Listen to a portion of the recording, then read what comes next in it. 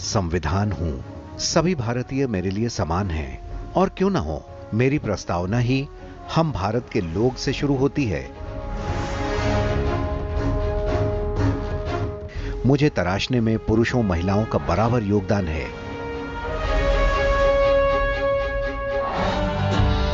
आपकी जानकारी के लिए 398 सदस्यों वाली सभा में 15 महिलाएं भी निर्वाचित हुई थीं। इन्हीं कुछ प्रगतिशील और बुलंद आवाजों में एक थी राजकुमारी अमृत कौर।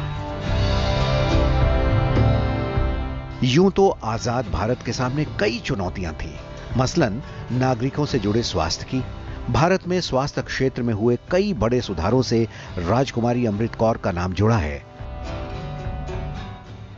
अमृत कौर संविधान सभा की सलाहकार समिति और मौलिक अधिकारों की उप समिति की सदस्य थीं। सभा में ये सेंट्रल प्रोविंस और बेरार की प्रतिनिधि के तौर पर शामिल हुई थी। राजकुमारी अमृत कौर आजाद भारत की पहली कैबिनेट में हेल्थ मिनिस्टर भी बनी। लगातार 10 सालों तक इस पद पर बनी रहीं। वर्ल्ड हेल्थ असेंबली की प्रेसिडेंट भी बनी। देश के सबसे महत्वपूर्ण अस्पतालों में से एक एम्स की नींव रखी। इसके लिए उन्होंने न्यूजीलैंड, जर्मनी और अमेरिका तक से फंडिंग का इंतजाम किया। इतना ही नहीं, शिमला में अपना पैतृक मकान भी उन्होंने एम्स को दान कर दिया। इंसान ही नहीं, संविधान सभा में उन्होंने निरीह पशुओं के जीवन के मौलिक अधिकारों की आवाज भी बुलंद की।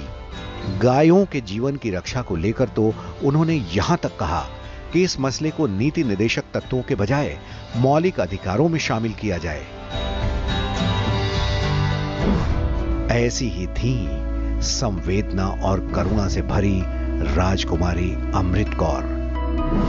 अगली बार आपसे बात करेंगे एक और ऐसे ही संविधान निर्माता की।